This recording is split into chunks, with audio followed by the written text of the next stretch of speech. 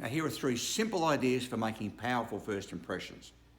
Now, understand that when you're meeting somebody for the very first time, where you want to convince them, persuade them, get them to say yes, because maybe you're applying for a job, maybe you're trying to convince them to say yes to something you want them to buy, you want them to agree, go along with you, that up to 90% of people form up to 90% of their impression about you in under 4 minutes. In other words, you screw the first 4 minutes up, you're going to struggle to be memorable and be in a position where people want to push for you. So 3 simple things you can do when you first meet. The most common body language gesture in the entire world is this one, watch. So what you see is me furrowing my brow. Now, lost civilizations that they found in Brazil and in New Guinea, off the coast of Australia and in Africa, when they meet people for the first time, they do this. They've never met you before, but they know to do this just like you do. This is the most common gesture in the world. Monkeys and chimps do it too. It's called an eyebrow flash. Now, what in fact it is an eye-widening signal, and it communicates to the ancient human brain, I see you, I recognise you are there, I know you're here.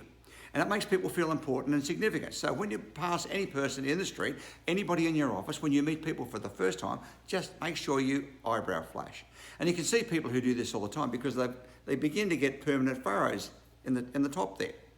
Now, you're not trained to do this. It's in the psychology of your brain. Your brain knows to recognise the fact that you have been recognised. And what we discovered in people waiting in a line to get lunch, where the line might be too long and the person who, say, 7th back in the line says, oh, this is too long, I think I might go and buy my lunch somewhere else. If you can get their eye contact and just go like that once, they will stay 7 minutes longer in the line because they realise that you recognise them. So eyebrow flash is the first thing. Second thing is, when you meet someone for the first time, use what's called a smile.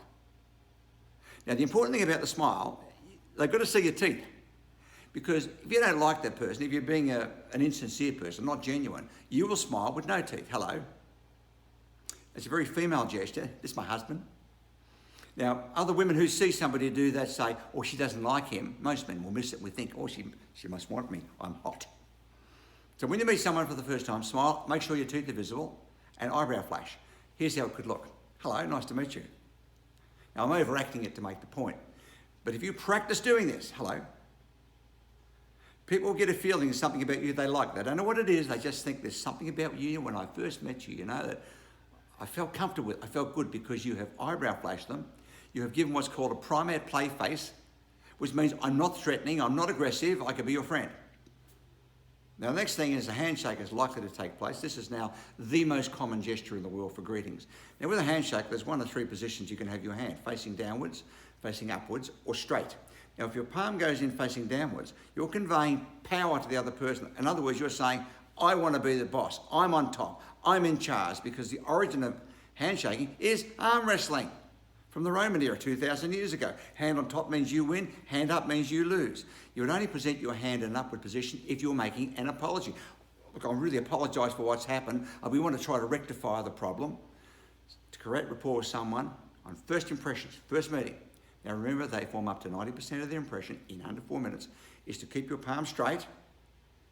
That's the easy bit. The difficult bit is to give the same pressure in the handshake that you receive.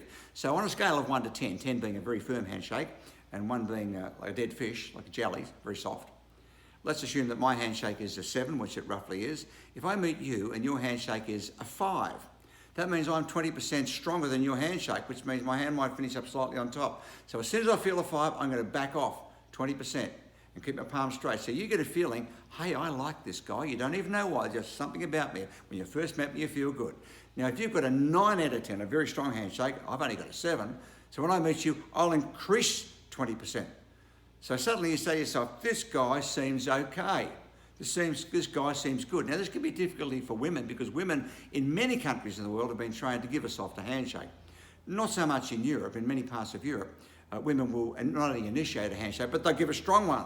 They might give a 9 out of 10 handshake to a guy who's only got a 5 out of 10. And that guy thinks, whoa, she's coming on too heavy. She's overpowering. So keep the palm straight, give the same pressure you receive, eyebrow flash everybody you meet, and show your teeth. And you will find that you're a nice person to deal with.